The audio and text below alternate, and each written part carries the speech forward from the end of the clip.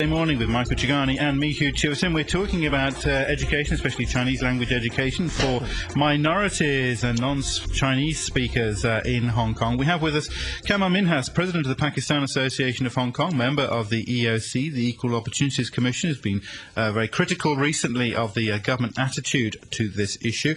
Kelley Loper, who's Assistant Professor in the Faculty of Law at the University of Hong Kong. Fermi Wong is still with us, Chairperson of Unison, and also on the line Paul O'Connor, Adjunct Assistant Professor of the Department of Anthropology at the Chinese University, author of Islam in Hong Kong, Muslims and Everyday Life in China's World City. We want to hear from you as well. Backchat at rthk.hk is our email address, or you can call us 233-88266. Bowen says, a couple of messages, says, I suggest you talk to that stunning reporter at TVB Jade, whose authentic-sounding Chinese name, Di Kun Na, is only matched by her flawless Cantonese. Michael Chugani, eat your heart out. I don't know who this is referring to. I don't know. And Bowen goes on to say, I forgot to say what I thought was the best way for anybody to learn any foreign language. Fall in love with it. First, fall in love with its sound and its rhythm. Diction comes as a distant third. That's how I learned English as a second language ever since I was about 7 or 8. Says Bowen. Craig says, it seems obvious to me the reason the government chooses not to teach Chinese to ethnic minority kids is to prevent them from entering the civil service once those kids are of working age. Those cushy jobs for the boys are to be reserved for ethnic Chinese, says Craig on Lantau. On our Facebook page, some comments. Craven says, how does the Hong Kong government have a de facto policy on racial segregation in schools? I think there are some non-Chinese students in some local schools. I think the government needs to ensure non-native Chinese-speaking students would be able to receive adequate Chinese language training so they could succeed in the local education system. They are also Hong Kong citizens. They should have equal opportunities as the other local Chinese students. Alternatively, they could attend ESF schools or other international schools, ? Card says, this wasn't a grave problem at all before June 97. The post-handover government completely screwed up our education system, switching English to Chinese as medium of instruction.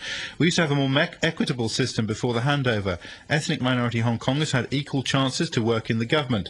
And now, because of this nonsensible Chinese language requirement, this SARG was the real devil to ostracize them. Everyone, as long as they work hard, could get a fairer chance in schools and at the workplaces. Yes, it was a much fairer and equitable society. Since English is so important, all official judicial documents are in English, how can we bolster this new international arbitration centre without English?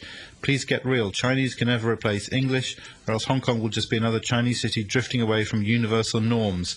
Just emulate Hong Kong's most admired Singapore education model. All kids should learn all subjects in English at schools, not just the exclusive Tier 1 ESF and international schools. Schools are compulsory to take up second language such as Chinese, Tamil, Bahasa, i.e. Singaporean of Chinese ethnicity can opt for Malayu as a second language. According to Chinese logic, Tamil is also very important, and the Ombudsman should find a way to incorporate Tamil or Urdu into the curriculum to preserve our fellow Hong Kongers' own mother tongue proficiency. After all, Hong Kong is an international city, not just another Chinese city in Guangdong province. Thanks so much indeed for those comments. Backchat at rthk.hk is our email address. Michael, you wanted to... Hey, yeah, I want to ask, Fermi Wong, are you still there? Yes. Yeah, I want to ask you this question, because I've been thinking about this for quite a while. We're talking about how the government has a lack of political will to help ethnic minority students, because they're also Hong Kong people. Many of them born here, and they are Hong Kong residents. Yet our education department seems to be bending over backwards to help cross-border kids that were born to mainland parents in Hong Kong, and therefore they're also Hong Kong residents, and they live across the border, and they come over here, and the education officials talk a lot about how to help them, how to accommodate them, and so on. Yet you're saying, and all of you have been saying, that they're just not caring at all about other local kids who are also Hong Kong people, yet of a different ethnicity. Why is that? I think it's like, Chinese, official, they don't really have the good sense of, human rights or diversity. They don't really appreciate diversity. Because, for as far as I know, many government officials, they really Chinese center. That, and also for those children from mainland China, it's Chinese. And also, that is a mainstream. And for the FMRTs, they know very well that there is not strong political pressure or the parents, FMRs at least in this level, that they will not shut up or, do something, harm to the government. And another is if you find out government department from the some, document from the EDB, they, spell out that, for the Chinese students, they call local. For the FMRTs, they call them non-Chinese speakers. Is we and other. So this kind of mentality reflect in some other Chinese curriculum supplementary guideline. They said that for FMRTs, most of them they don't want to stay Hong Kong for good, and then the teachers just according to their intention how long they want to stay in Hong Kong to teach their level. So you can see they still don't see FMRTs, especially those born in Hong Kong, are part of Hong Kong or belong to the children. Hong Kong children. So, their mentality is FMRTs are outsider. They are not Hong Kong children. Okay, comment in an email, an anonymous email, who says it's not just South Asians that are discriminated against. The writer has a European name, but I don't know, what that means. Says, I took my son to an interview at a Chinese kindergarten. When the headmistress came out, she visibly flinched, said about 5 words to my son, and then said, he can't come here, he's not a Chinese. I was incredibly upset and called the Education Bureau, who phoned another kindergarten nearby, and I reckon they told them to take us. And they were lovely. Thanks very much indeed for those comments. I should read out, we did have a very long statement from the Education Bureau, which I alluded to earlier, on this issue. I'll just give you perhaps a flavour of it. The statement from the Education Bureau on the issue of education of non-Chinese speaking students says, from a pedagogical perspective, teaching Chinese as a second language is professional adaptation of teaching objectives and strategies with reference to the culture, recognition, age and other needs of NCS students under the overarching principle of catering for learners' diversity in the classrooms. In this light, we aim to tackle the possible difficulties of second language learners when they initially encounter on learning Chinese graphemes, tones, vocabulary, classifiers, word order, etc. Whether we are teaching Chinese as a first or second language, teachers are in fact facilitating our students to acquire the same competences in language, listening, speaking, reading and writing. The same or adapted language learning materials can be used, i.e. characters, words, sentences and passages. Can anyone make any sense? No, I mean, did that come from the Education Department? I really don't know what they're getting Goodness. at. But what they do say, which is perhaps a little clearer, is that they have issued a supplementary guide to the Chinese language curriculum for non-Chinese speaking students with the aim of advising schools to make special pedagogical measures to cater for the needs of ethnic minority or NCS students. Qamar, Minhas of the EOC, do you accept that the government is making some efforts in this regard? Hello, Mr. Minhas? You there? No. He's gone. No, Mr. Minhas. Okay. Can I interject? Yeah, Kelley, Loper, sure, yeah. Go right ahead. Yeah, no, I think, again, as I said before, the bottom line is whether or not it works. All of that sounds wonderful. I'm not an education expert, so I wouldn't be able to comment on the pedagogical aspects of the policy or the statement. But, the bottom line is, does this actually work? Does this actually increase the ethnic minority students' chances of inclusion in Hong Kong society and equal opportunities for education, employment, and all other areas of life? And honestly, I think this is something that we can do. Hong Kong is a society that values education, it values equal opportunities, and it's in our best interest to actually tackle this problem in a serious manner. And we don't, if we continue on this route, it's really ultimately going to undermine social cohesion in Hong Kong and reinforce a cycle of poverty that I think is already occurring. Fermi, now that York Chow has said equal opportunities have said that they may start an investigation unless Siwa Leung says something in his policy speech, I think in January. Why don't you just put pressure on York Chow to say, go ahead and do it anyway? Because it's all there. Unless Siwa Leung comes up and says, we're going to do this and that and that and that, we're going to solve the problem finally. If he doesn't, then just go ahead and sue. Okay, have you put that kind of pressure on York Chow? Fermi. Hi. Okay. Fermi's not available. Paul O'Connor. Yeah, that's great.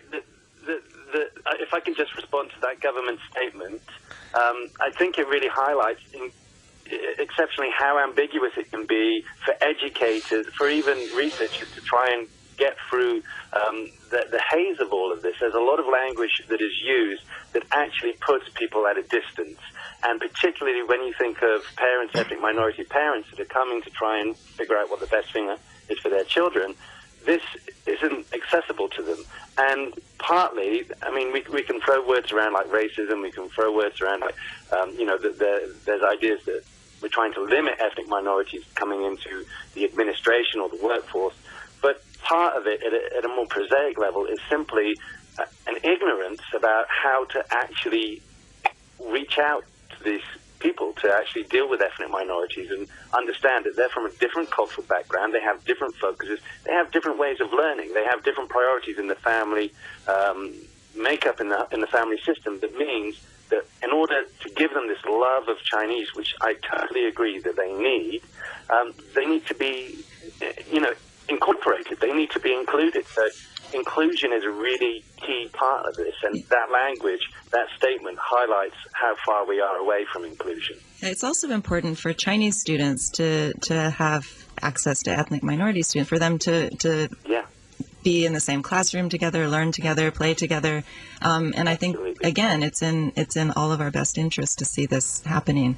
And that will filter on to the next generation of public officials, if they can actually have a friend who's an ethnic minority growing up as a child. Yeah, interesting sidelight, just to slip in on that, another email from Mary, who says the most depressing aspect of the ghetto school system that segregates minorities is not only are the students being deprived of the opportunity to integrate with the majority Chinese community, the local students are also being deprived of the opportunity to converse with the minorities, who generally have a good command of English and thereby improve their language skills. Surely integration is a win-win situation for all, says Mary. And what we see is that often there is curiosity from both sides. Ethnic minority kids are really interested in Hong Kong culture. They want to speak Cantonese. They want to be integrated and have Chinese friends.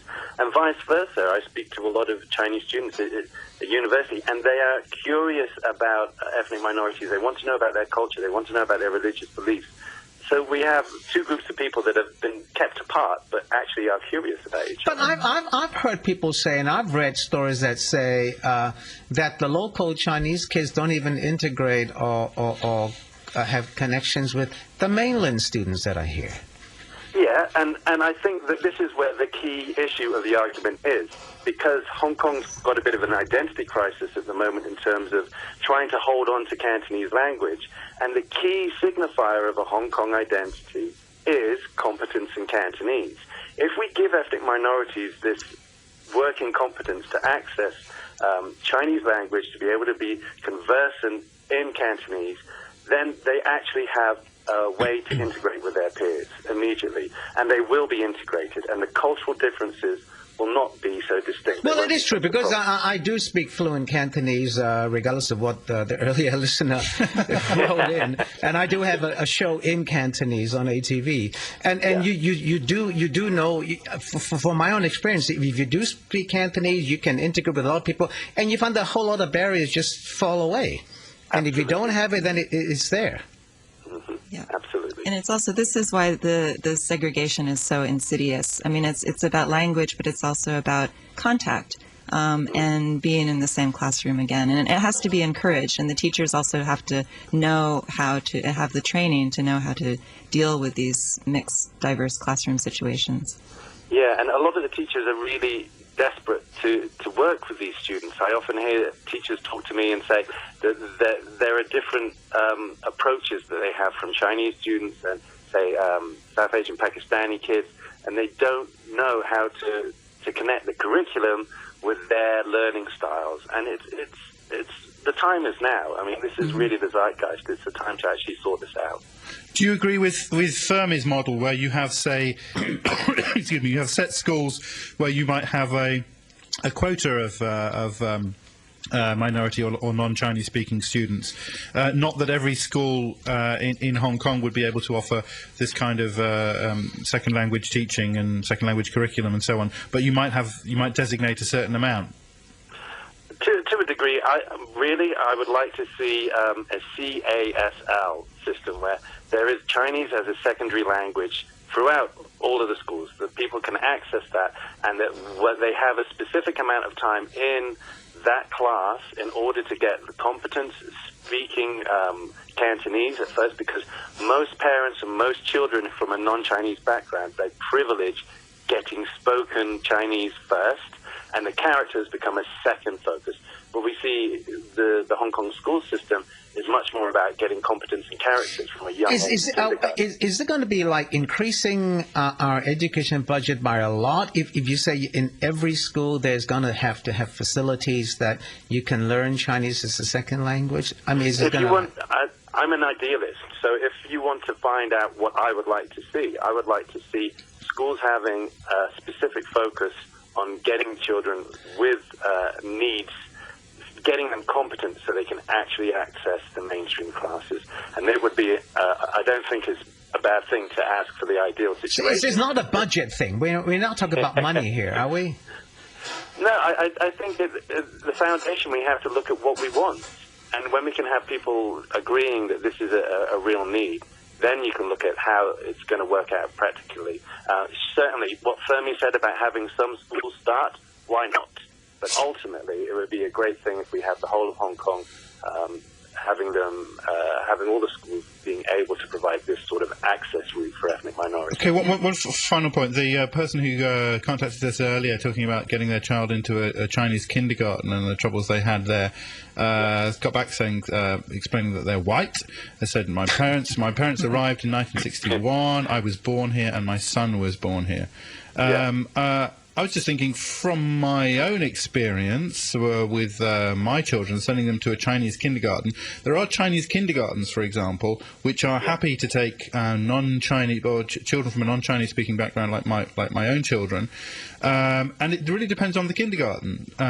Some like a mixture, as happens in the kindergarten my child goes to, and some don't. So it's a question of educating the schools and talking to the headmasters, because they might make the decisions as much or more than the EDB. Yeah, and if a school does make a decision based on race or the fact that somebody's not Chinese, that is racial discrimination under the Race Discrimination Ordinance, and people should go to the EOC if they face those types of situations. Okay, last word going to Jay in an email. Thanks very much. Who says it's quite amazing how Hong Kong gets its language policy so wrong. On one side, the quality of English is going down sharply because of education being in Chinese in mainstream schools and making locals not suitable for international jobs outside Hong Kong and new developments in world business. On the other hand, they're not teaching Chinese completely to the non-Chinese population, so they can only be low-end employees in business and government when they grow up. Every good job requires good knowledge, written and spoken Chinese, as can be seen in the job papers. This could be another ticking time bomb. The answer may be to raise the standard of English in the Chinese medium schools and raising standards for Chinese in the non-Chinese speaking students. Jay, thank you very much indeed for those comments, and thank you very much indeed to our guests, the remaining guests this morning, Paul O'Connor from the Chinese University and Kelley Loper from the University of Hong Kong Faculty of Law, also speaking to Fermi Wong and Qamar Minhas from the EOC. Thank you all very much indeed for joining us today. 22 minutes past 9.